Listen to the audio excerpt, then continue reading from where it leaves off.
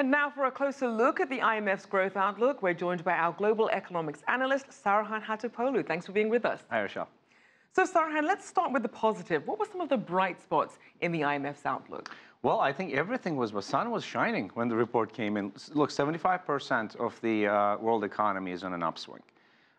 This year, maybe for the first time, all 45 OECD countries will have positive growth. These are important numbers. And if you look at the stock market overall, we have Dow Jones Global Index up 16% to the year, MSCI up 25%. So it is going well. It is going well because, again, cheap money was available, has been available for developing countries as well. And emerging markets forecast is about 4% range. That's pretty strong too.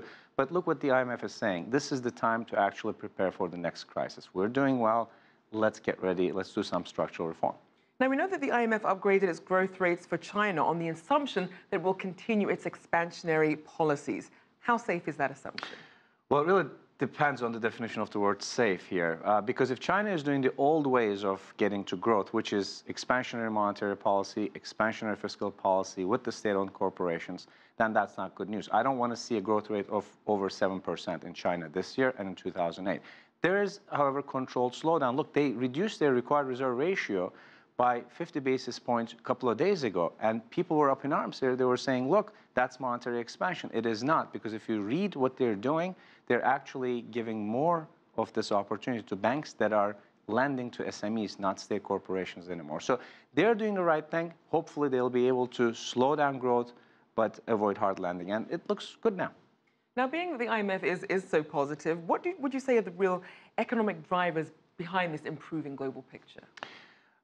That's not a tough one, actually. I was thinking about for emerging markets, but let's start with advanced economies. I think the monetary policy. Let's just admit the central banks had the show going for the longest time.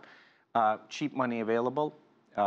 They have purchased about 3%, overall central banks, developed countries, 3% of the global economic output in government bonds, mortgage bonds, and corporate securities.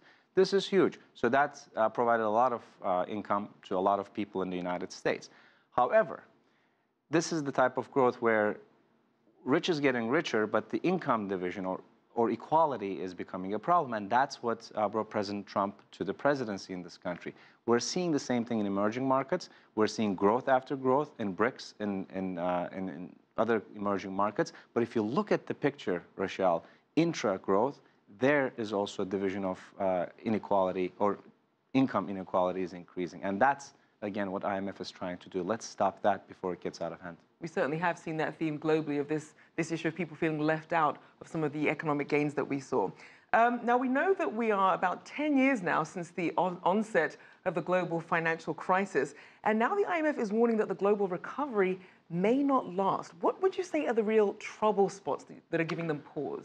I think they are very worried about global debt levels. We're talking about $215 trillion overall, 325% of total GDP. That's huge. That's unheard of. If you divide it into emerging markets and developed countries, Rachelle, you see that about 56 trillion of this is in emerging markets.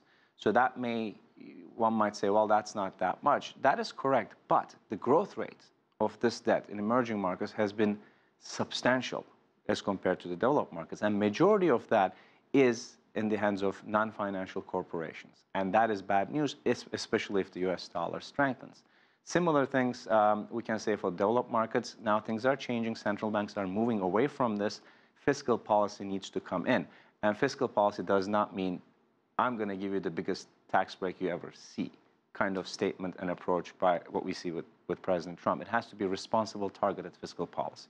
Now, some of the other issues that we're seeing that the US and the UK seem to be being held back. What would you say are the main headwinds for those countries? Well, let's start with the UK. That's an easy one. UK is holding itself back. After the election, things have changed. They need to understand that they lost negotiating power.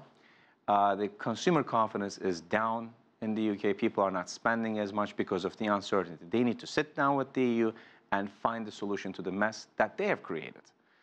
For the US, I think productivity is the main issue. When you look at productivity numbers, especially in September jobs report, when I see a payroll hourly increase of 2.9% and the productivity is 1.3%, that's simple math of unit labor cost up 1.6%. Businesses are going to shift that money to consumers. They're going to charge more, and interest rates are increasing too. That's not a good thing. That's not a good combination. Certainly lots to watch for. Thank you, as always, Saruhan Hatipoglu, CEO of Berry and CGTN Global Economics Analyst.